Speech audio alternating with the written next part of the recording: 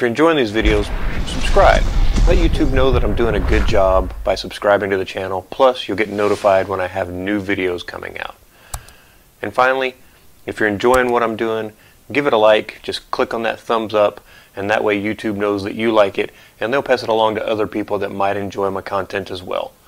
I really appreciate it. Thank you again. Let's get started. Bismillahirrahmanirrahim. Alhamdulillahi Rabbil Alamin. Wassalatu wassalamu ala Rasulillah. Amma ba'd. Assalamualaikum warahmatullahi wabarakatuh. Ako po si Haji Gapur Ahmad. Galing po ng Tikit, Cotabato. Connected po ako sa Ittihadul Madaris din Philippines or IMDPI. At the same time ay connected din ako sa Bangsamoro Development Agency o BDA. Ang pag-uusapan po natin ngayon ay patungkol po sa halal, na ang halal ay Arabic term o kaya ay salitang Arabo, na which is ang meaning niyan ay lupol o kaya ay yan yung tinatawag na tinatangkilik po ng Muslim.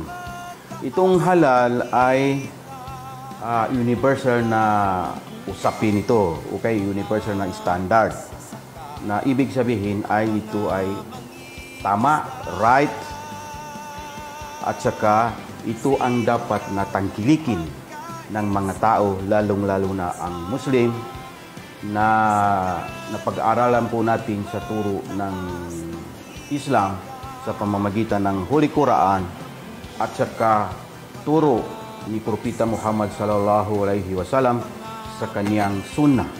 Ibig sabihin ng sunnah ay kaniyang sinabi, pangalawa ang kaniyang ginawa, pangatlo ang kaniyang inapprove. Nakita niya o nalaman niya na ginawa ng kanyang companions na naayon din sa turo ng Islam, ay wala na siyang comment, meaning tinanggap na niya. So yun yung sunnah ng Propeta Muhammad sallallahu alaihi wasallam, na yun ang sinusundan natin sa kung papaano ba natin tangkilikin ang usaping halal. Ang unang-unang ayah o kaya verses na pag-usapan natin bilang introduction natin sa usaping ito ay ang kasabihan ni Propeta Muhammad sallallahu alaihi wasallam sa salitang Arabic ay, Inna Allaha tayyibun la yuqbalu illa tayyiba. Truly Allah subhanahu wa ta'ala is pure. He grant not the prayer except the pure. Ibig sabihin, ang Panginoong Allah, the Supreme Creator, ay siya ay pure, walang katulad na malinis ang Allah subhanahu wa ta'ala, na hindi niya tatanggapin ang panalangin ng kaniyang alipin o kaya taga-sunod ng Islam kung hindi siya malinis. Malaking usapin itong cleanliness, kasi dalawang bagay itong cleanliness. Mayroong cleanliness na nakikita natin at saka mayroong hindi nakikita. Kaya lang, sad to see na hindi muna natin mag-usapan yung dalawa na yon, kasi kakain yun ng mahabang oras. Pangalawang kasabihan ni Propeta Muhammad sallallahu alaihi wasallam ay, Innal halala bayyinun wa innal harama bayyinun wa bainahuma umurum mustabihat la ya'lamhunna katsirun minan nas. Ibig sabihin, ang halal ay very clear. Karamihan sa mga tao alam na nila yan. Ganon din ang haram. Very clear din. Subalit, mayroong mga bagay-bagay sa pagitan ng halal at saka haram na karamihan sa mga tao ay hindi nila alam. So ngayon, kung tayo ay pahihiluntulutan ng dakilang tagalikha na pag-uusapan natin yan, yung halal, haram, at saka kung ano yung nasa pagitan nila na sabi ng Rasul sallallahu alaihi wasallam ay karamihan sa mga tao ay hindi pa nila alam. Sabi nga natin kanina, ang halal ay Arabic term, meaning permitted, pinapayagan ng tao, o kaya'y allowed or lawful.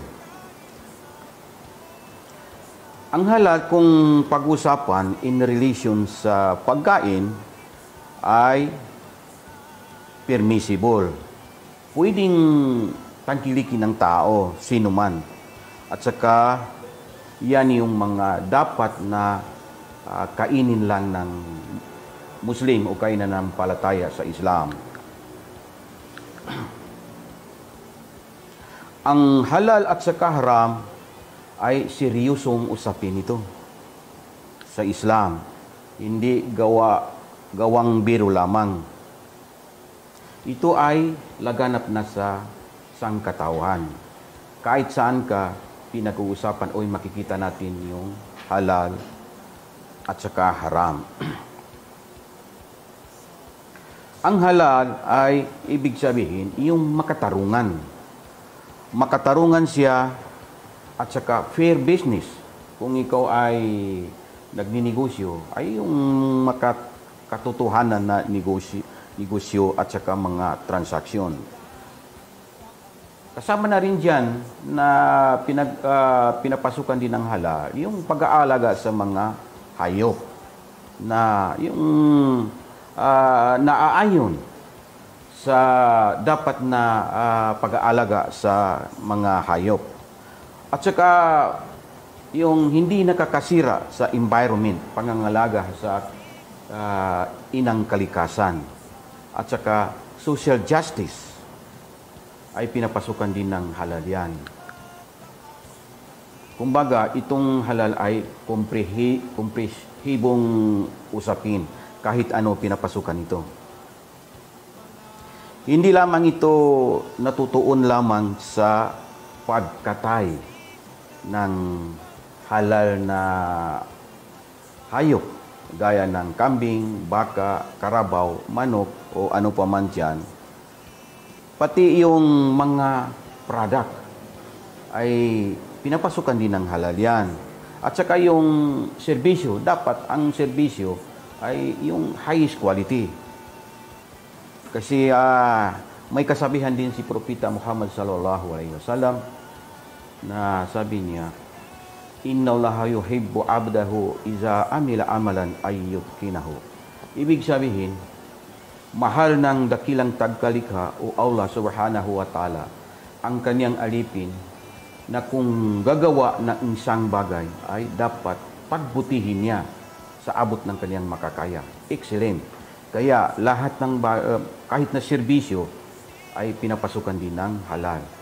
Kung halimbawa, kung kaya mo naman maganda tapos hindi mo ginagawa yan, parang easy lang sa iyo, ay hindi mo nakukuha yung tinatawag na magandang serbisyo. So, hindi mo nakukuha yung halal. So, dapat kung gagawa ang isang tao ay sa abot ng kanyang makakaya ay pagbutihin. Ang buhay ng Muslim ay nakasalalay o may giya. Ang kanyang sinusunod ay yung tinatawag natin na Sharia law. Ang Sharia law ay may 5 pinagmumulan yan o base. May 5 base. Unang-una ay ang Holy Quran. Na ang Holy Quran ay binigay ng Panginoong Allah subhanahu wa ta'ala kay Propeta Muhammad sallallahu alaihi wasallam sa pamamagitan ni Angel Gabriel. So, ang Holy Quran, lahat ng bagay ay makikita mo dyan sa Holy Quran. So, mayroong nagsasabi na parang philosophy ba, na tingnan natin kung Alam ba ng Holy Quran? Halimbawa lang ito, alam ba ng Holy Quran kung ilan ba ang nagagawa ng a certain bikiri sa isang araw? O kaya isang kilong harina, ilan ba ang nabubuo nila sa isang harinang isang kilong harina? Ilang pandesal yun? So, mapapatunayan yan na ang Holy Quran ay kumpleto. Wala ka nang hahanapin pa dyan. Dahil ang sabi sa Holy Quran, Pas'alu ahla dzikr in kuntum la ta'lamun. Itanong mo sa nakakaalam kung ikaw ay hindi mo alam. Kaya ayun ang sabi ng Holy Quran. Tanungin yung baker kung ilang bang nagagawa niya sa ilang nagawa na pandesal sa isang kilong harina. So, walang pag-aalinlangan na ang Holy Quran ay kumpleto. Pangalawang source ng Islamic law o kaya Sharia law na yun ang dapat na sundin o kay guide ng buhay ng isang Muslim o kay mga Muslim ay ang Sunnah. Pinag-usapan din natin kanina, ang ibig sabihin ng Sunnah ay tatlong bagay yon. Unang-una ay yung sinabi ng Propeta Muhammad sallallahu alaihi wasallam. Pangalawa ay ang kaniyang ginawa. Pangatlo, ang kaniyang approval. Pangatlong source o kaya base ng Sharia law o kay Islamic law ay ang ijma'ah. Ibig sabihin ng ijma'ah ay consensus po ang mga Muslim scholars. So, ang Muslim scholars sa Islam ay yung mga imam. Yung apat na imam, si Imam Hanbali, Ahmad, Imam Maliki, at saka Imam Ahmad, Imam Hanbali, Imam Ahmad, Imam Shafi'i. So, kung ano yung consensus sila, so, pangatlong source o kay base ng Sharia law o Islamic law. Pangapat, yung qiyas. Ibig sabihin ng qiyas, analysis of the religious scholar, ay yung halimbawa, ang ginawa nung ginawa nila dati na naayon din sa turo ng Islam, hindi salungat sa turo ng Islam, ay pwede natin gayahin yun. So, katulad nung nangyari noon o kaya ginawa nila noon. Ang pangalima ay yung ittihad. Ang ittihad ay yung decision ng majority. So, yun yung mga Islamic learned individuals na nagkakaisa sila. So, kasama yun sa base o kaya ay pinagmula ng Islamic law o Sharia. Halimbawa, ang isang pagkainan o pagkain ay matatawag natin yan ng halal o kaya'y haram kung yan ay makikita natin doon sa limang kriteria na yun, yung limang source of Islamic law. So, kahit saan doon na pwede tayong mag-judge na ito ay halal o kaya'y haram pag makikita natin doon sa limang base na yan, basis. O kaya ay fatwa o decision ng religious rulings o kaya ay competent Islamic authorities. Ang sabi nga natin yung Darul Ifta.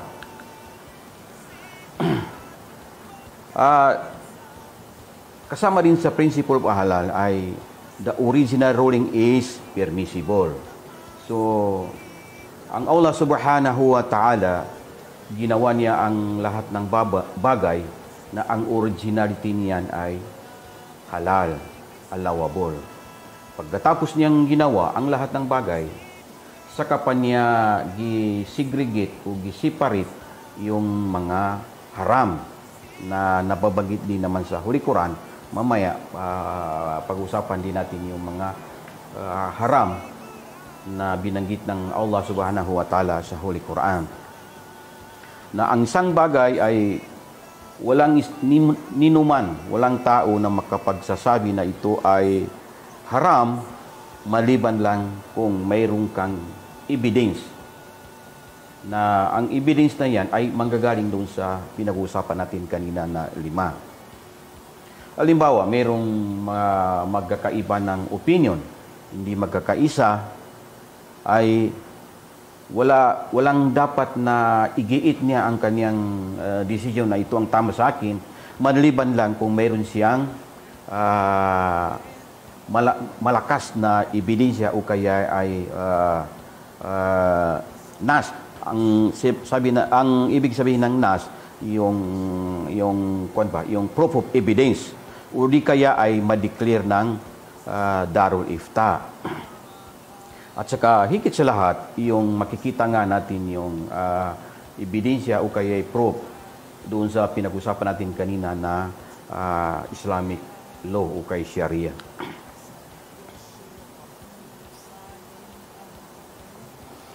Ang isang bagay o kaya ang bagay na matatawag natin ng halal ay dahil doon sa kaniyang hindi nakakasira ng katawan ng tao. At ang haram naman ay dahil doon sa kaniyang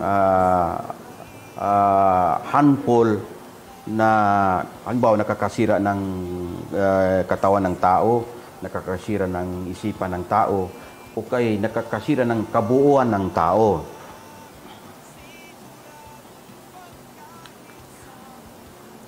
Mayroon tayong mga tinatawag na doubtful things o kaya pwede natin iwasan. Yan ay tinatawag na subhat or masbo.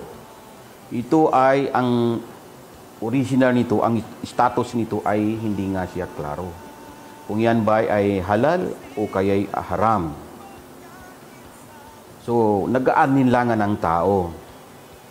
So, ano ang turo ng Islam diyan? Halimbawa, maka-experience ka ng doubtful thing, alanganin ka.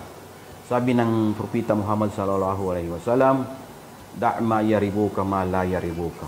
Meaning, iwasan mo na yan. Iwanan mo na yan kung nag-aalinlangan ka dahil parang wala ka ring pang-alinlangan. So, napakadali ng Islam dahil kung wag mo nang pahirapan ang sarili mo. Kung doubtful kasi isang bagay, nag-aalinlangan ka, iwanan mo na lang yan para wala bawas sakit na ulo na lang yan sa iyo. At saka mayroon din tayong mga terms ba na dapat din natin na maintindihan din natin. Ang isa dito ay tinatawag na istikhala. Sabi, yung Arabic yun ang translating niya sa English ay transformation. Ang isang bagay ay natatransform na yan siya. Nawawala na siya sa dati niyang anyo. Sa pamamagitan ng may natural na pagka-transform o ay ginamitan ng mga aparatos. May mga kasi mayroon ng mga technology ngayon na hindi mo na ma-identify yung isang bagay dahil nawawala na sa kaniyang dating anyo. Yun ang tinatawag na istihala. Pangalawa ang istihalak, meaning assimilation or extreme delusion. Merong bagay na nahahalo nga siya sa napakalaking medium, napakalaking bagay rin. Halimbawa nito ay halimbawa sa isang river. Dito sa atin, ang alam kong malaking mahabang river dito sa Mindanao, yung Rio Grande de Mindanao. Halimbawa, mayroong mga haram dyan na nahuhulog o kaya tinatapon. Kahit na tao, minsan mayroon ding nahuhulog na mga tao dyan. So, nadadala na ng tubig dahil sa current of water. So, ibig sabihin, maliit lang yun. Kung titingnan natin yung kabuuan ng river, maliit lang siya. At saka, hindi steady yung tubig. So, meaning, maliit na bagay na nahahalo doon sa malaki. So, yun ang istihalak. So, meaning, i-ignore mo na lang yung pagka-haram noon. Dahil nawawala na natatabunan siya ng malaking bagay. Meron ding verses sa Holy Quran, matatagpuan po sa Surah Al-Baqarah, verse 168. Sabi ng Allah subhanahu wa ta'ala, Ya ayuhan nas, kulu mimma fil ardi halalan tayyiba, wala tattabi'u khutuwatis syaitan, innahu lakum aduwwum mubin. So itong kasabihan ng Allah subhanahu wa ta'ala sa Holy Quran ito ay naka-address ito sa lahat ng tao, hindi lang sa Muslim. O people, eat of what is lawful and good on earth, and do not follow the footsteps of Satan. He is to you an open enemy. So meaning, lahat tayo ng mga tao ay inuutusan ng Allah subhanahu wa ta'ala o pinapayagan ng Allah subhanahu wa ta'ala na kakain tayo sa mga malinis, pure na mga pagkain. At saka halal, yung lupol o kaya ay allowable. At huwag natin sundin yung kautusan o kaya yapak ng Satan. Dahil ang Satan ay kaaway ng tao yan. Doon kanya gusto niya malilihis ka ng landas. Mawawala ka sa tunay na o kaya ay mawawala ka sa iyong pananampalataya. Kaya dapat maingat tayo na huwag natin masundan yung yapak ng ibil o kaya Satan. So, lahat tayo dito, sa aya na to, pari-pareho tayong pinapayagan o kaya inuutusan ng Allah na tanging tangkilikin lang lamang natin o kaya kakainin natin yung malinis at saka halal. Meron ding magkatulad din na verses, matatagpuan naman sa chapter 5, Surah Al-Ma'idah, verse 88. Ang sabi ng Allah subhanahu wa ta'ala, Kulu mimma razaqakumullahu halalan tayyiba wattaqullaha allazi antum bihi mu'minun. Ito naman ayat na to o verses na to ay naka-address lamang sa mga nanampalatayang Islam o sa mga Muslim. Kasi sabi niya, kakain kayo ng mga malilinis o kaya'y halal na mga pagkain kung kayo ay tunay na nananampalataya sa Islam.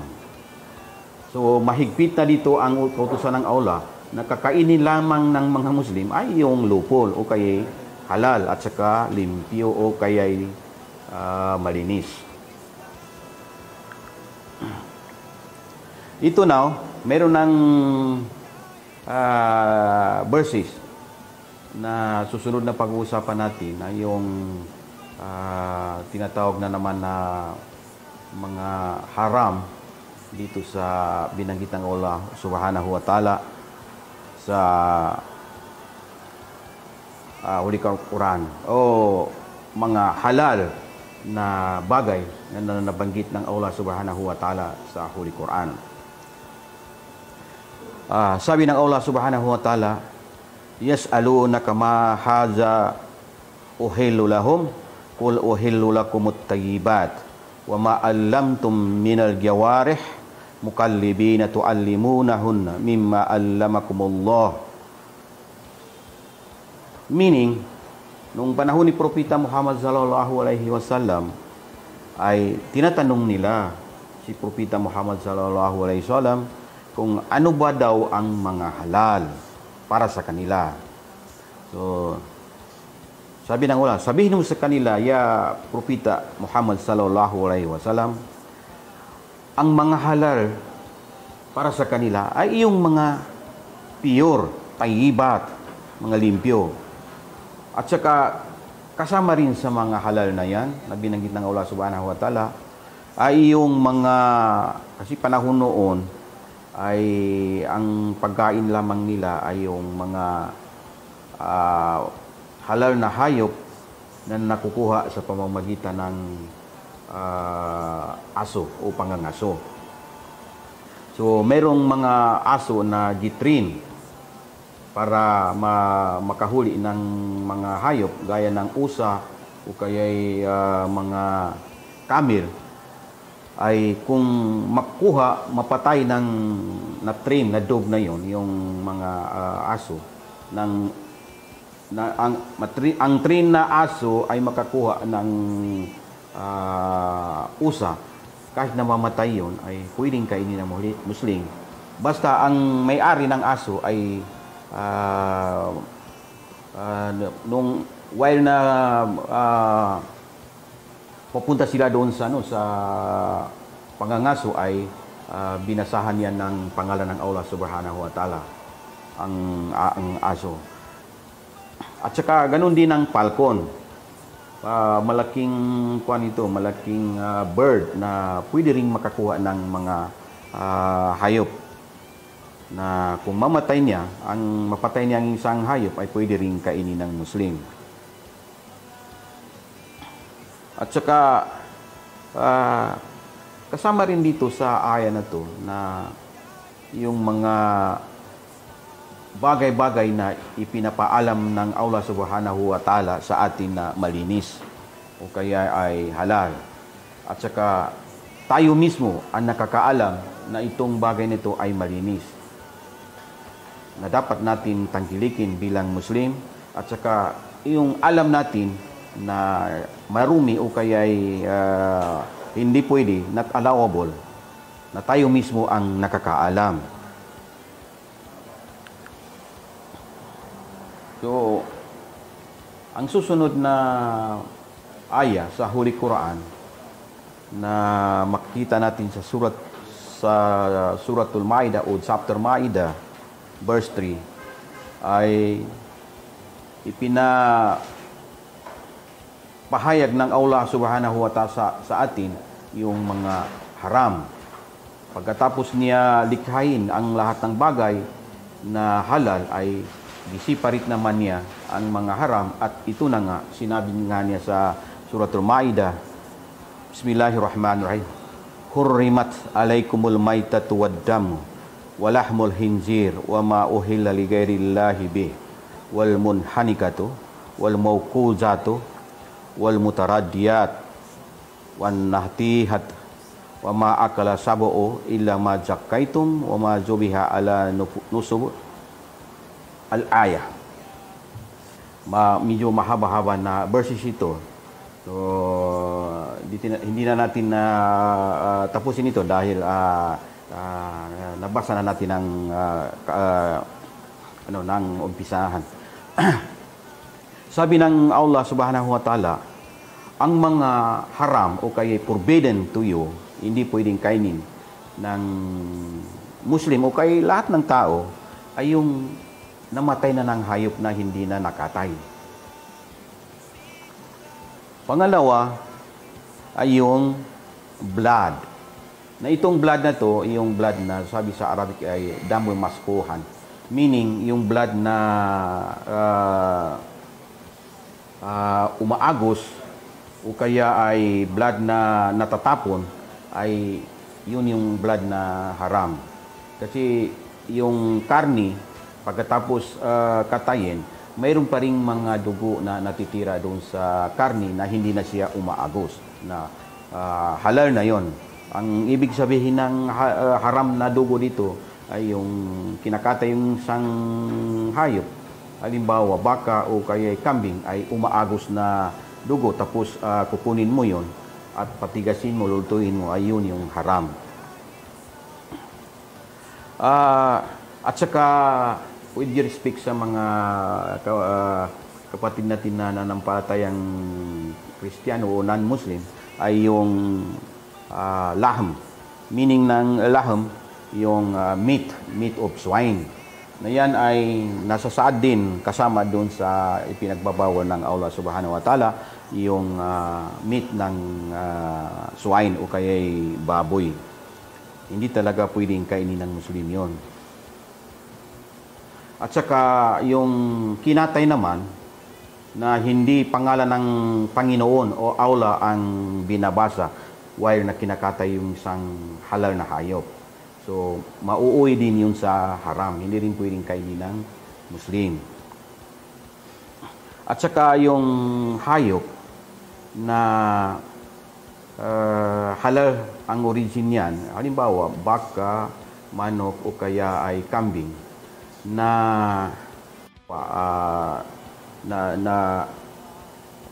nahulog siya sa bangin o kaya ay binato mo o kaya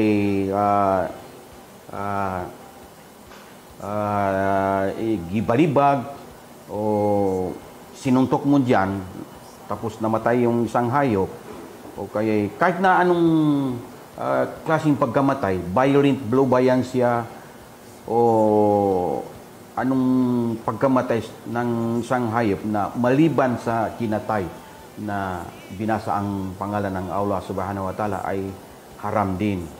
Pati yung mga hayop na halimbawa nag-away yung mga hayop na may sungay, may na tapos nagpatayan sila, namatay yung isa o kaya namatay yung dalawa sa pamamagitan ng pag-aaway nila ay hindi rin pwedeng kainin yun, haram din yun. At saka kahit na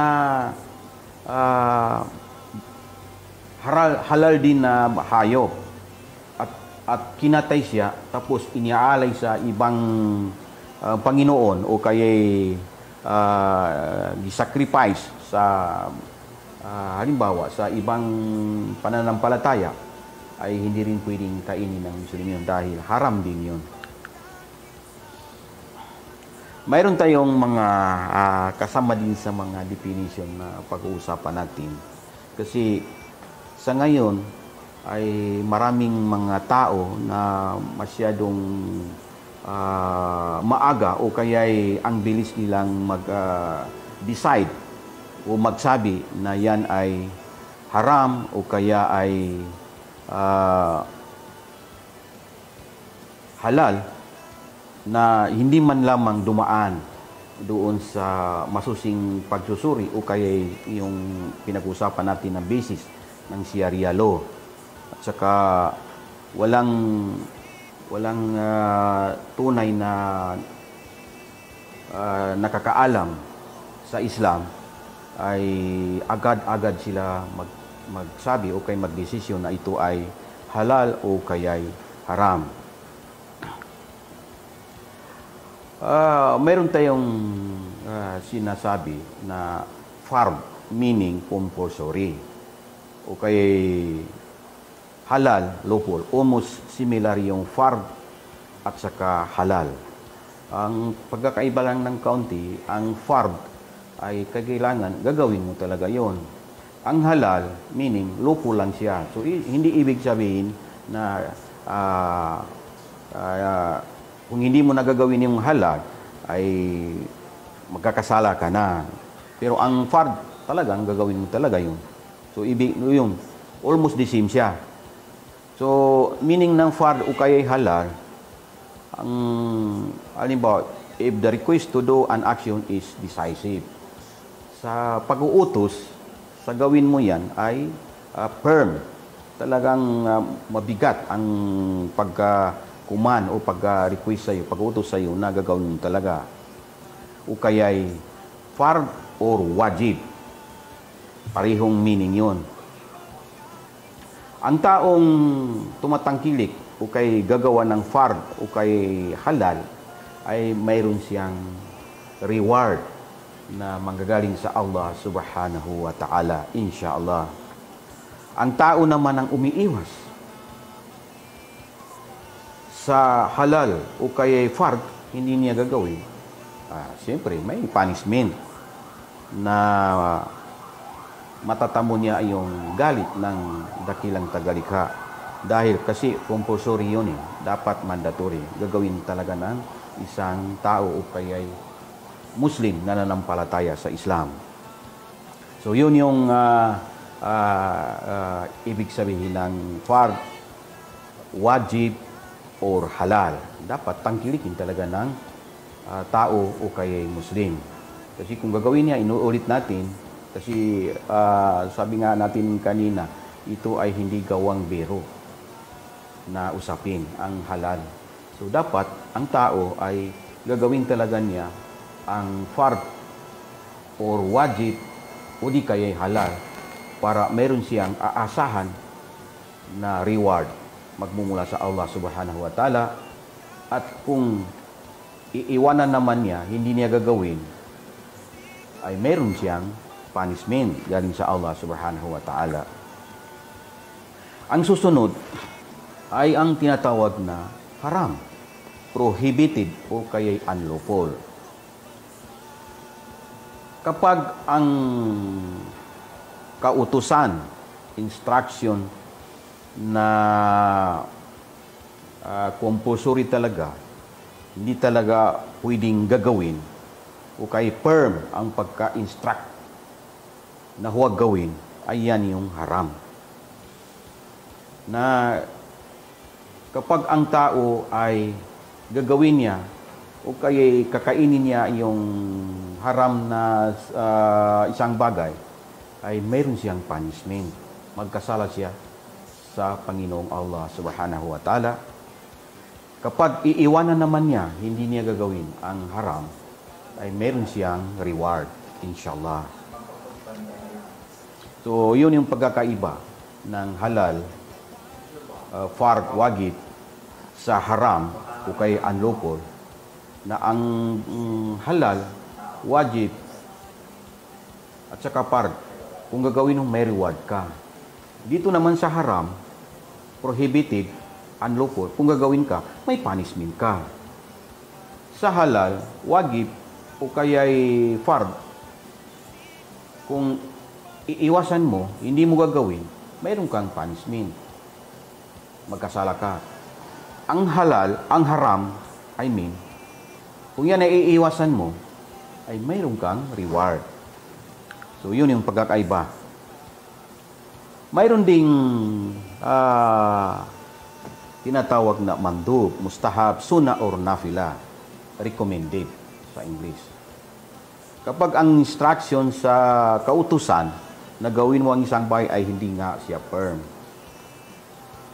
then ang taong gagawa noon ay mayroong reward pag gawin niya, kasi hindi naman yung mabigat na kautusan. Pag hindi mo naman gagawin yon, ay malamang na wala ka ring punishment o kaya mablame ka lang. So, ang sunnah o nafila o mandub, mustahab,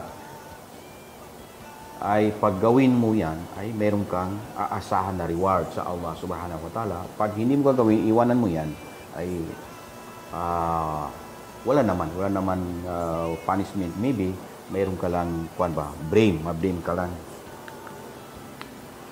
Meron ding tinatawag na makruh, dislike, discourage. Kapag ang instruction na huwag gawin ay hindi siya firm, not firm, then it is considered a makruh.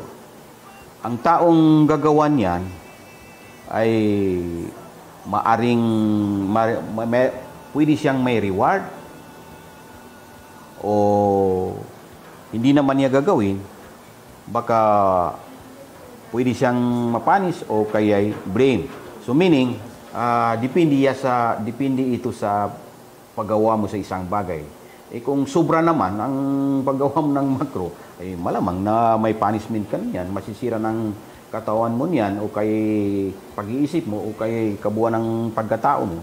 Kasi sabi nga natin kanina, doon sa unang pinag-uusapan natin, ang halal ay dahil doon sa mayroong benefits ang tao, nakakabuti sa katawan ng tao, nakakabubuti sa isipan ng tao, nakakabuti sa kabuuan ng tao. Ang haram naman ay nakakasira sa katawan, nakakasira sa pag-iisip, nakakasira sa kabuuan ng tao. So pag makruh ay sobra naman ang pagkatangkilik mo, ay masisira na ang katawan mo niyan, masisira na ang pag-iisip mo, masisira ang kabuuan ng tao mo. So mauwi na siya sa haram. So pag pang necessity lang ba, lalo na sa survivability, ay wala ka namang punishment doon. Susunod ay ang mubah, permissible. Pinapayagan lang ng isang tao na gagawin niya ang isang bagay. If the choice to do or not to do, an action is left up to the person. Then the action is called mubah. One will neither be rewarded nor punished for an action falling under this category. So, ito naman mubah ay iniiwanan na sa tao yan. Depende na sa tao ito eh. Pero nasa sa iyo na tao kung paano mo ito gagawin, paano mo ito i-deal. So, ang iniiwasan lang talaga na yung makakasira na sa katawan, makakasira na sa pag-iisip, makakasira na sa kabuuan ng tao. So, depende na sa tao ang mubah. Meron tayong mga mangilan-ngilan na listahan ng haram dito. Gaya rin ng nabanggit natin kanina doon sa ayan na yon, na unang-una ay yung namatay na hayop na hindi na siya naabutan na katayin pa na according sa turo ng Islam. Pangalawa ay pinag-usapan din natin kanina yung swine at saka lahat, all products and ingredients na manggagaling sa swine ay haram.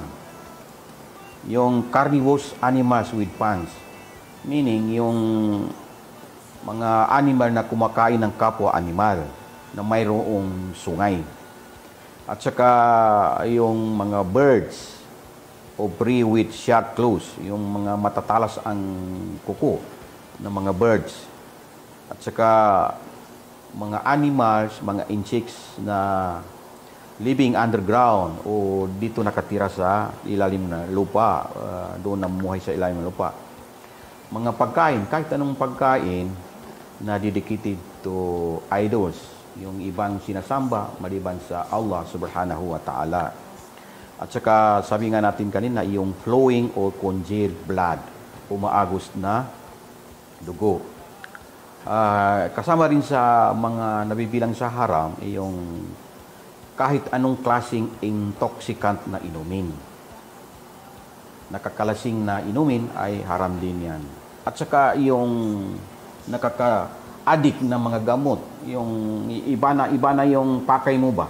Yung halimbawa, yung gamot na inaabuso mo, particularly yung usapin ngayon, na medyo laganap sa buong mundo, yung usaping cocaine at saka shabu na nakakasira talaga sa tao yan. Nakikita naman natin yung mga taong gumagawa ng bagay na yan ay nawawala na, iba na nasisira na ang kanilang katawan, kanilang utak, kanilang pagkatao, sirang-sira na. So yan ay haram na yan, haram talaga yan. Hindi talaga pwede sa tao yan o kay hindi pwede talaga sa Muslim yan.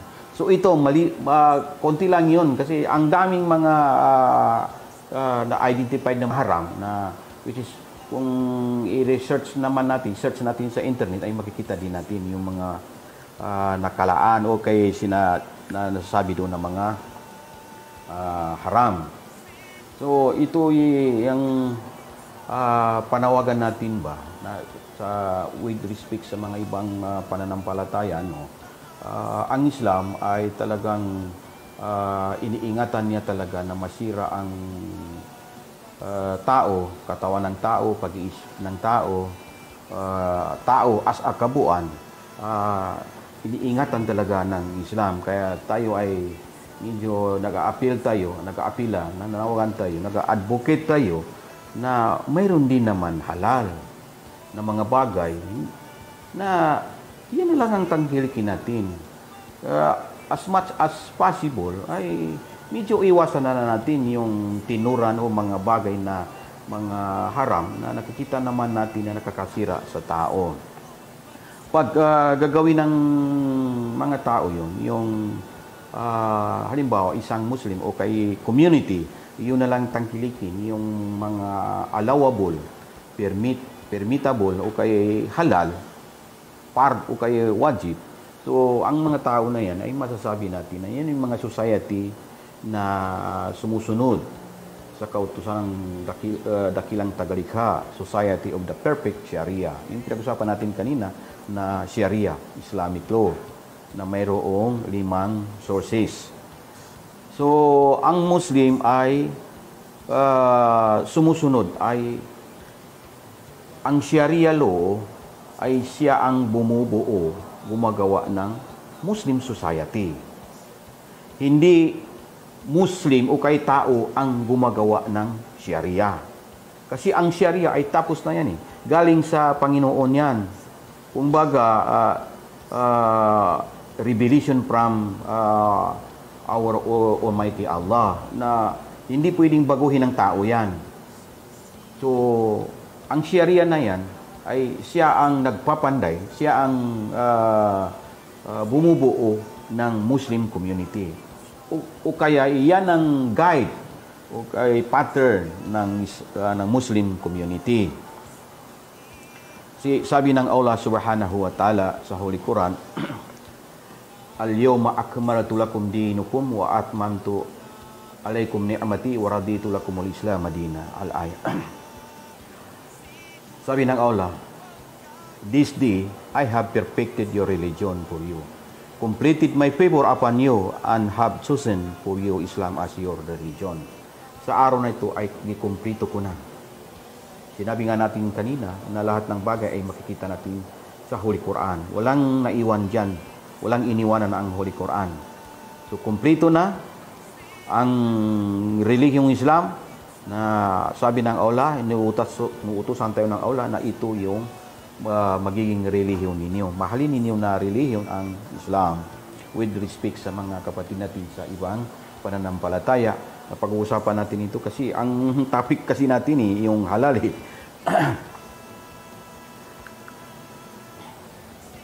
Ang Muslim society ay perfect according sa Sharia law at saka progressive. Hindi pwedeng stagnant. Kasi ang Muslim, pag mayroong mga shortcomings, ay dapat pagsikapan yan na makaahon. Hindi backward ang Islam with respect sa mga ibang mga tao dyan na sinasabi nila ang Islam ay backward. Hindi backward ang Islam. Kaya lang ang Islam ay maingat. Limitado lang ang Islam ba? Hindi niya pwedeng gawin ang hindi nararapat gaya ng pinag-usapan natin kanina, yung hindi na pwede yung haram. Na kahit na medyo mahirapan ang Muslim, ay hindi basta-basta gagawa ng ipinagbabawal yan kung tunay na Muslim. Kaya medyo nakikita natin na medyo hindi ganun kadali o kabilis ang pag-angat ng Muslim kasi ang Muslim ay limitado lang ang kaniyang tangkilikin. Yung according lang naayon lang sa turo ng Islam. So, one thing sure na ang Islam ay nagsisikap para magiging progresibo.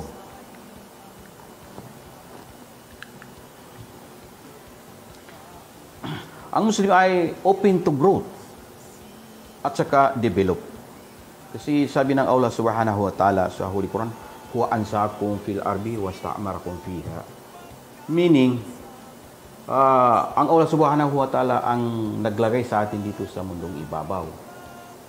Na ang rules natin dito, purpose ng Allah, kabilang sa purpose ng Allah Subhanahu wa Ta'ala sa atin na mga tao na kung bakit nandito tayo sa mundong ibabaw ay to develop Allah's earth. Hindi tayo dapat makasira ng kalikasan. Bagkus ay palaguhin natin itong mundo. Hindi tayo makakasira ng kalikasan. So maraming mga paraan, mga bagay-bagay na pwedeng ang Muslim ay magiging progresibo. Kaya lang, ang unang-una dito, ang Muslim, siguro with respect sa mga kapatid natin na nasa ibang panampalataya, ay pag-usapan din natin dito, medyo isingit natin kung ano ba talagang Muslim na pinag-usapan natin kanina pa. Kasi baka ang iba, with respect, ang alam lang nila na Muslim ay ang pangalan ay Ahmad, o kaya Omar, Abdullah, o Muslim na yan. Hindi ho. Ang Muslim ay hindi nakukuha yan sa pangalan, o kay tribo, o kay nationality. Subalit, ang Muslim, ibig sabihin ng Muslim, ay ginagawa nila itong 5 at mayroong pinapaniwalaan na 6. Ano ba itong gagawin ng tao na magiging Muslim siya?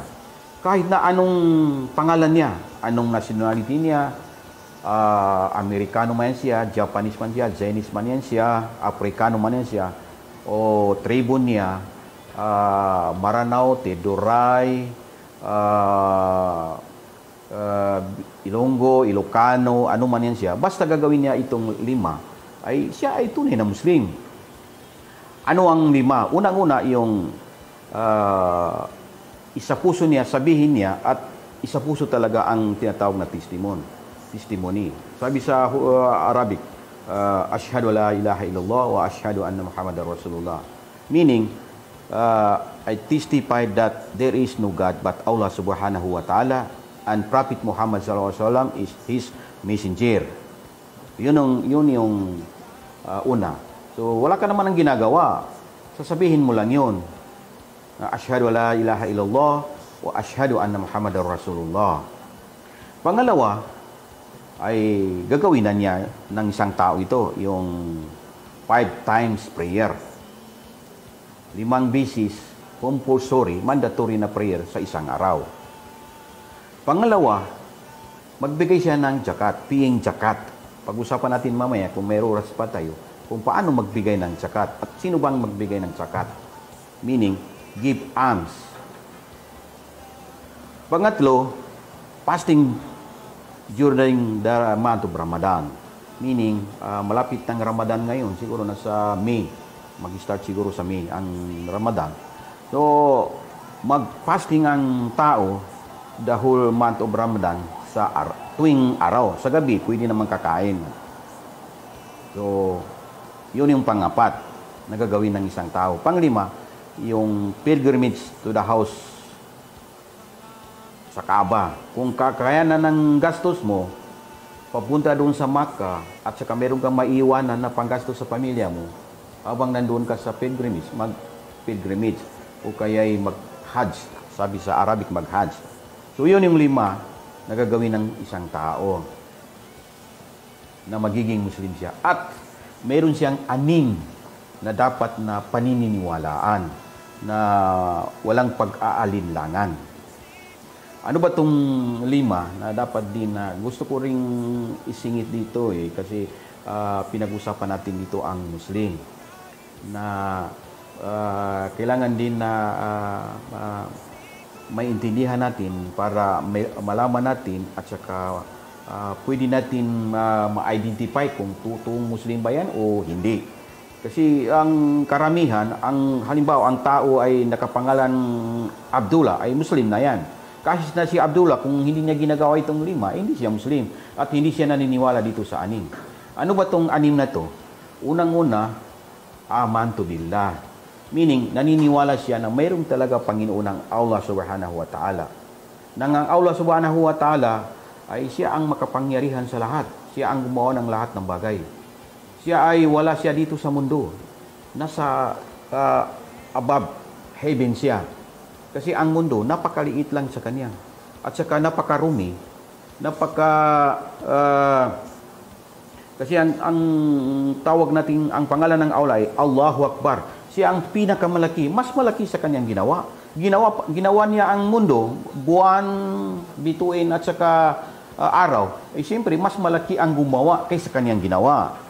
So wala siya dito, maliit lang sa kanya itong mundo na to. Hindi natin siya nakikita.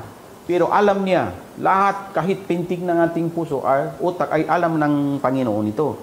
So naniniwala ang isang tao doon sa Allah. Pangalawa, amantu billahi wa malaikatihi. Naniniwala ang tao para magiging Muslim siya sa kanyang mga angels, mga malaikat na napakarami. Hindi natin kayang bilangin itong mga angel. ang Allah, wallahu alam. Ang Allah ang nakakaalam kung ilan, gaano karami ang mga angel. Pero mayroong mga tanyag na angel, Angel Gabriel, mga angel Mikael. So, mayroong na nasasaad sa banal na kasulatan ng mga angel. At saka pangatlong, dapat isang tao, lalo-lalo na ang Muslim, ay maniniwala sa mayroong Book of Revelation, kutob, meaning mga libro. Na ang mga libro ay marami ito. Maraming libro na galing sa Panginoon na binigay niya sa mga propita. Pero 4 lang yung tanyag. Nasasaad din sa Holy Quran. Ang unang-una ay yung Zabur na binigay ng Panginoon, Allah subhanahu wa ta'ala sa kay Prophet Daud alayhi salam. Pangalawa, yung Taurat, meaning yung Book of Revelation na binigay ng Panginoon, ang Allah subhanahu wa ta'ala kay Propeta Moses o Musa alayhi salam. Pangatlo, ang Angel na binigay ng Allah subhanahu wa ta'ala sa kanyang propeta na si Jesus Christ, the Son of Virgin Mary, Isa alayhi salam. At saka pang-4 na libro na ito ang kahuli-hulihan at ito yung kumplito. Nanggaling pa ang kautusan ng Panginoon doon sa mga naunang libro na hindi nababanggit. At itong tatlong libro na ito ay nasasaad lahat ang kautusan dito sa Holy Quran, na which is kumplito na binigay ng Allah subhanahu wa ta'ala sa kay Propeta Muhammad sallallahu alaihi wasallam. So yun yung pangalawang dapat paniniwala ng isang tao kay isang Muslim na magiging Muslim siya, yung Books of Revelation. Plural siya kasi marami yun eh. Pero isa lang ang ngayon eh. Isa lang ang sa karamihan na yun ay nabubuo sa isang libro, which is the Holy Quran. Pangatlong dapat paniniwala ng isang tao ay yung mga messengers, mga propita. Na ang mga propita ay marami rin propita, maraming propita. Subalit, mayroon ding 5 nasasaad din sa banal na kautusan sa Holy Quran na banggit siya ng mga pangalan nila. 25 sila. At saka mayroong 4 na propita na binigyan ng yung 4 na libro. Unang-una si Prophet David o kay Daud alayhi salam. Pangalawa si Prophet Moses o Musa alayhi salam. Pangatlo si Prophet Jesus Christ, the Son of Virgin Mary o Isa alayhi salam. Pangapat ay si Propeta Muhammad sallallahu alaihi wasallam. Na dapat ang isang Muslim o kay mga tao maniniwala sa mga propita na mayroon talaga propita na sugo ng Allah subhanahu wa ta'ala. Panglima na dapat paniwa ng tao, ng Muslim, ay yung the hereafter, yung Yawmul Qiyamah, Yawmul Akhir. Meaning, pagkatapos ng araw na to, mundo na to, gugunawin ng Panginoon ito, Allah subhanahu wa ta'ala. Darating ang panahon na magugunaw talaga ang mundo at darating ang kabilang buhay na yun ay wala ng katapusan, na doon ang mangingibabaw ang justice. Kung hindi mo nakakamtan ang justice dito dahil ikaw ay mahina at malakas ang kalaban mo, so doon sa araw na yun ng paghuhukom ay doon matatamo ng mga mahihina ang justice. Kasi wala nang malakas doon, wala na, kasi pantay-pantay na sa ang pinakamalakas, makapangyarihan sa araw na yun ang Allah subhanahu wa ta'ala, na siya nang papataw ng justice, tunay na justice. So, pang-anim na dapat paniwala ng Muslim o tao para magiging Muslim siya, tunay na Muslim siya, ay yung meaning qadr, yung kaniyang qadar ba, yung nakalaan sa kanya, mabuti man yan o maganda, ay galing sa Allah subhanahu wa ta'ala yun. So, okay.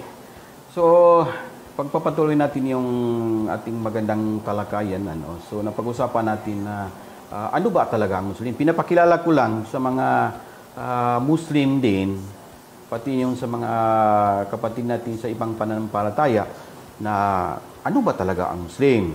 So, balikan natin ng kaunti. Ang Muslim ay may 5 dapat na gagawin at saka mayroong 6 na paniniwalaan. Kasi ang Muslim ay mayroong mission dito sa mundong ibabaw na galing sa Panginoong Allah Subhanahu wa Ta'ala. Ano bang mission na yun? Sabi ng Allah Subhanahu wa Ta'ala, wa ma khalaqtul jinna wal insa illa liya'budun. And Allah created not the jinn and the mankind except that they should worship me alone. So meaning, ginawa ng Allah Subhanahu wa Ta'ala ang jinn. Ibig sabihin ng jinn, mayroon siyang ibang nilalang maliban sa Allah na sumasamba rin at sumasalungad din yung mga hindi na nanampalataya maliban sa tao. Na hindi ko ginawa ang jinn at saka tao, mankind, manliban lang sa sambahin lamang ako. Kaya ang tao dapat ang lahat ng kaniyang kilos, gawa, pag-iisip, lalo ang pananampalataya ay para lamang sa Allah Subhanahu wa Ta'ala. So, yun yung unang kautusan ng Allah. Hindi niya ginawa ang jinn at saka tao, bagus ay sambahin lamang siya. Pangalawang mission ng tao ay khalifa. Wa ma khalaqtul jinna wal insa illa liya'budun. Hindi ko ginawa khalifa na meaning gumawa ang Allah Subhanahu wa Ta'ala ng bide-sharing dito sa mundong ibabaw. Ibig sabihin ng bide-sharing, khalifa ng Allah Subhanahu wa Ta'ala ay siya ang magpalaganap ng kabutihan, ang tao. Ang tao ang magturo ng katuruan ng Allah. Kasi ang Allah wala dito sa mundong ibabaw. Kasi nasa above heaven siya.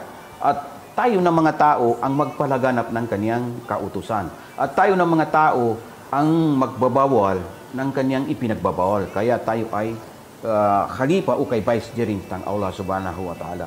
Pangatlo, yung sinabi natin kanina na huwa ansaakum fil arwi wa sta'amarakum fiha. Siya ang nagtalaga sa atin dito sa mundong ibabaw na tayo ang mag-develop sa mundong ibabaw, hindi upang maghasik ng lagim o kay sisira ng kalikasan.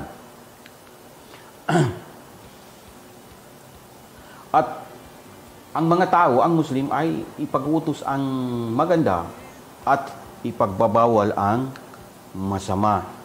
Ang dapat ang tayo ay equal opportunity. Kasi pari-pariho tayong ginawa ng Allah Subhanahu wa Ta'ala.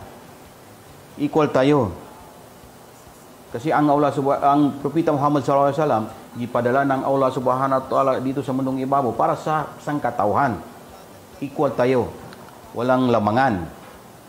At dapat meron tayong seguridad, social security and the Muslim society. Hindi dapat lapas tangan o kaya i-oppress ng mga may kaya, mayayaman ang mga poor. At saka ang mga mahihirap naman, hindi dapat na magsilos o kay magkaroon ng galit sa mga mayaman o kay may kaya dahil ang mga mayaman ay binibigay nila yung para sa mga mahihirap. Yung kanilang tsaka o binibigyan ng mga mayayaman o mahirap yung mga mahirap. Kaya walang conflict ba? Walang mangyaring gulo. Kasi ang Islam ay ini-discourage ng Islam ang poverty. Dapat magsikap ang tao. Kasi sabi ng Allah, sabi ng Propeta Muhammad sallallahu alaihi wasallam, al-mu'minun qawi khairun minal mu'minun da'if. Meaning, ang mu'min na may kaya, malakas, ay mas matimbang o mas maganda sa Muslim na mahina o kay mahirap. Although, pareho silang mu'min. Meaning ng mu'min, nananampalataya sa Allah Subhanahu wa Ta'ala. So, katunayan nito na dapat magsikap ang isang tao para maahon sa kahirapan. Na ang may kapangyarihan naman na sa mayaman ay equal opportunity.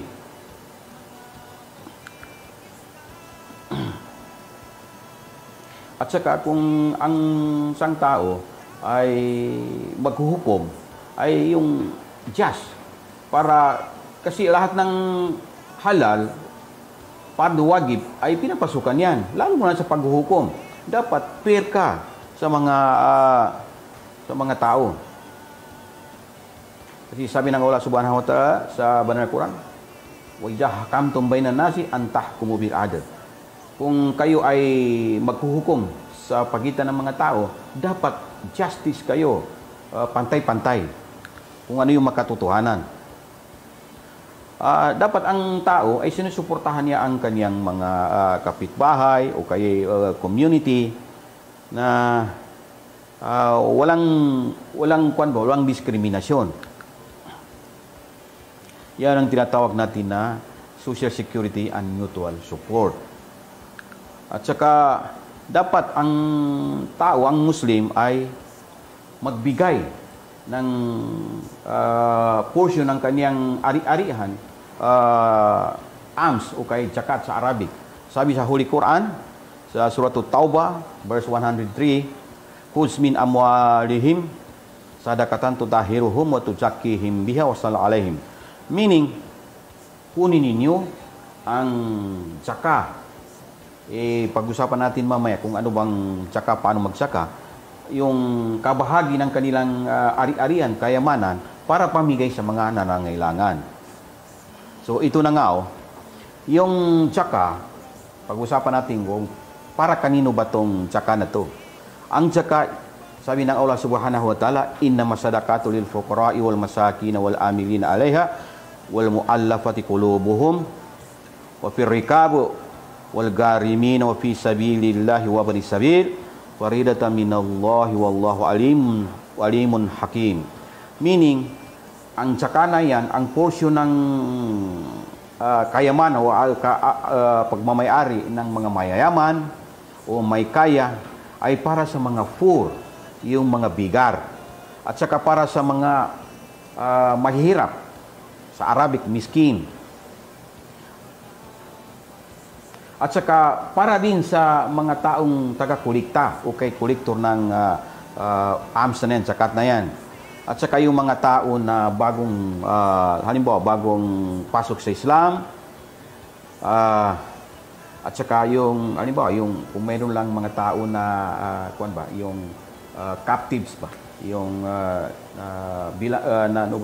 alipin ba na nahuli sa giyera.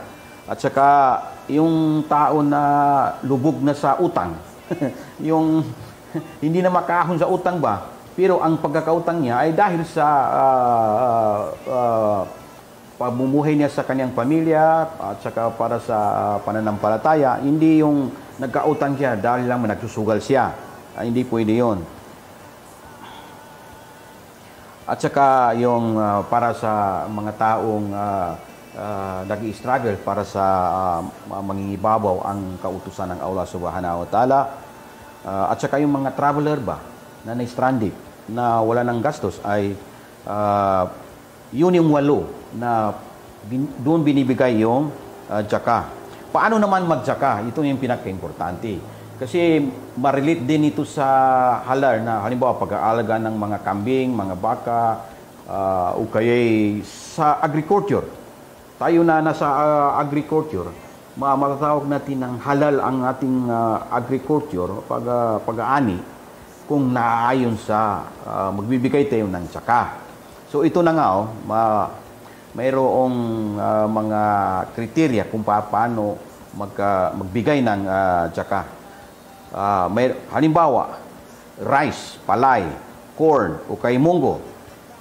Katulad niyan ng mga agricultural products, crops, na ang nisab niyan, meaning ng nisab kung aabot sa ganitong kadami. Kapag ang palay mo na naanhin mo o kay corn, munggo, ay abot ng 653 kilograms. Na pag rainfield yan siya, hindi irrigation, hindi irrigated dahil nagdidepende ka lang sa ulan. So 10% kung ibibinta mo yan, 10% yan ay ibibigay mo doon sa kolektor, amilina alaiha. Pag irrigation naman siya, irrigated yung area mo, siyempre nagagatos ka siya. So magbigay ka ng 5% doon sa ani mo. Kung umabot ng 653 kilos. Pag ang inabot lang ng palay mo, corn mo ay 650 kilos lang, so hindi ka pa pwedeng magbigay ng zakat. Libre ka pa dyan. Wala ka pang kasalanan. Madali lang Islam. Pero kung sobra na dyan, ay magbigay ka ng 10%. Kung rainfed, kung irrigated naman, 5%. Kung meron ka namang plantasyon, coconut, mango, banana, cocoa, rambutan, katulad niyan, ay kung ibibinta mo yung bunga noon, ay makabinta ka, magkakahalaga po ng 2,954. So magbigay ka na ng 10% niyan. Kung rainfed, wala ka ng gastos dyan, umaasa lang sa ulan. Ay halimbawa, irrigated naman yung mango mo, banana mo, cocoa mo, rambutan mo. Halimbawa, yung mga plantasyon dyan, 5% ang bigay mo na alms o kaya charity. Carabao naman, o kaya baka, cow. Kung mayroon kang carabao na 30 to 39, dami nun, dami ng carabao mo, magbigay ka na lang ng isang carabao o kaya isang baka na 1 year old. Kung ganun karami ang baka mo. Ay kung ang baka mo ay 30 lang o kaya 28, 29, ay hindi ka pa pwedeng magbigay. Libre ka pa. Wala ka pang kasalanan noon. Pag ang baka mo naman ay 40 to 49, magbigay ka rin ng isang carabao o isang carabao na ang edad niyan ay 2 years old. So, yun ang pagkakaiba. Ay goat naman, kambing. Kadalasan sa atin, may marami na mga kambing diyan. Pag aabot ng kambing mo ng 40 to 120, ay magbigay ka ng isang goat na yung pinaka-high, yung pinakamaganda na lalaki na goat. Kung ang kambing mo ay umabot na ang dami niya na ay 40 heads. Eh pag ang kambing mo ay 39, 38, okay, mga 30 lang, eh hindi ka pa pwedeng magbigay. Libre ka pa dyan. At saka kung may pera ka naman, ano ba itong mga empleyado, mayroong natatanggap na sahod, cash on hand. Kung aabot ang pera mo na 2,954, magbigay ka na ng 2.5%. Halimbawa, ang pera mo ay 2,950 lang, ay libre ka pa. Hindi ka pa pwede. Hindi ka pa pwede magbigay, libre ka pa. Pero kung sobra na dyan, ay 2.5%. Meaning, sa 100 mo, ay 2 pesos and 50 centavos lang ang alms mo. 1,000, 25 pesos lang. So, masasabi natin na pag ikaw ay magsasaka at hindi mo naman binibigay ang zakat mo, kaya charity mo, alms mo, ay hindi na yung halal. Kaya, malaking bagay at saka napakaganda nito na napag-usapan natin ang halal para lahat tayo ay makakomply na itong halal na to. Kasi ang sabi ng aula, hindi lamang tayo na mga Muslim ang napag-usapan, bagkus ang mga Muslim, mga non-Muslim din, magbigay rin, may charity rin.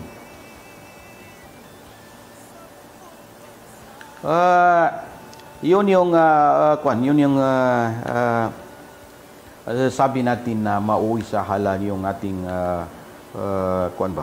ating ginagawa kung tayo ay nagko-comply na according sa Sharia Islamia, na ang Sharia law ay mayroong 5 sources o kay isang bagay na dapat ang isang tao, lalong lang na ang Muslim, ay magko-comply noon. At saka itong halal, dapat ipalaganap din natin. Hindi lang dito sa atin na mga Muslim, bagkus sa ibang tao, dahil ito ay, ang konsep nito, pinaka-fundamentals o kay prinsipyo nito, na kapag ang isang bagay ay halal yan siya dahil doon sa kanyang magandang epekto sa katawan ng tao, sa pag-iisip, sa kabuuan. Ang haram naman ay nakakasira ng pag-iisip, katawan, kabuuan ng tao. Yan ay mapapatunayan po yan ng science. So, sa panguling pananalita in Islam, with respect sa mga kapatiran ng Islam believers, man has attained the state of development when he has freed himself from Jahiliyyah influence. Meaning, malibri siya sa Jahiliyyah. Meaning, yung hindi na naniniwala sa Islam, ang tinatangkilik ay haram, at saka yung walang kaalaman ba? Ignorance. So, dapat ang Muslim libre dyan.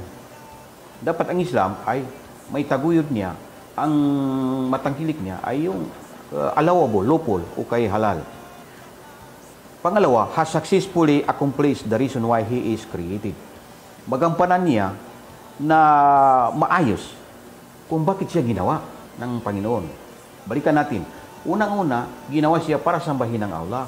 Pangatlo, siya ay kahalili ng Allah, magpalaganap, to advocate, halal, far, o kay lawful, permittable.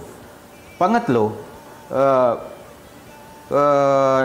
Muslim, priest to exercise his pangatlong reason why he is created ay yung to develop Allah's earth. So, pangatlo na bilang masasabi natin na develop ang isang tao is free to exercise his being a Muslim. Magampanan niyang maigi na siya ay Muslim. Kung kasama rin sa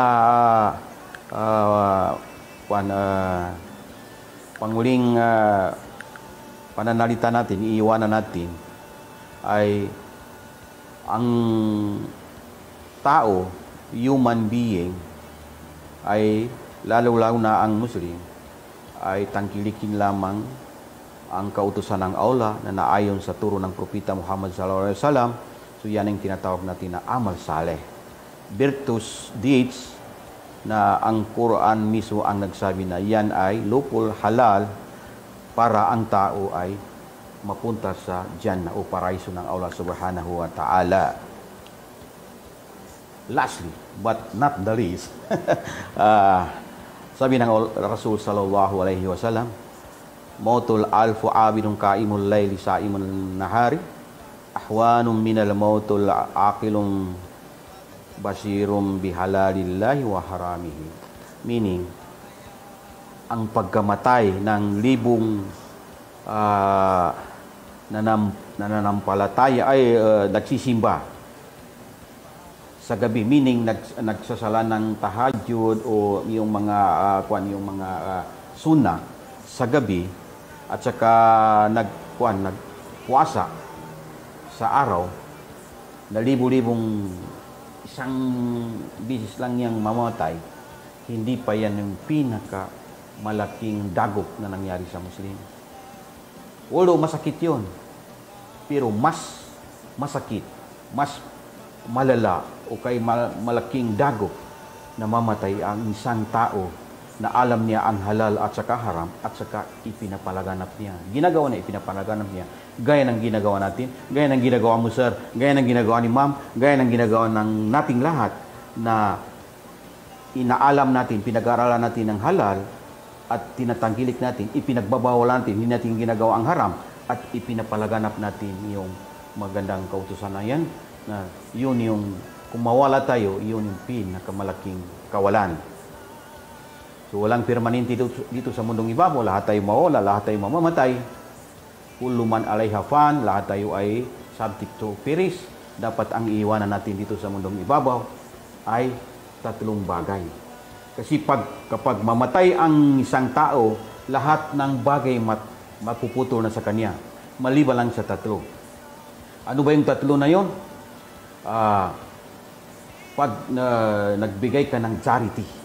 Meaning ng charity, yung yung ari-arian mo ay nakagawa ng ganito, building, nakagawa ng tulay, nakagawa ng basta mapakinabang ng tao. Habang pinapakinabang ng tao yon, mayroon ka ring reward na matatanggap kahit na namatay ka na. Pangalawa ay yung knowledge, yung ilmo na ma-impart mo sa kapwa mong tao na makakabuti, gaya ng halal.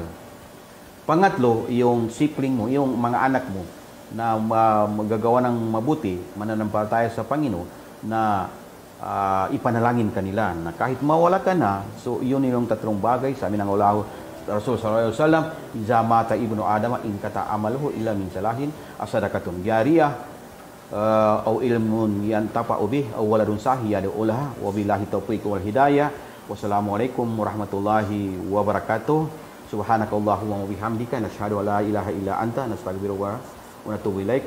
Sukran Haji Gapur Ahmad, na nagpapasalamat sa inyo sa inyong walang kapaguran pakikinig.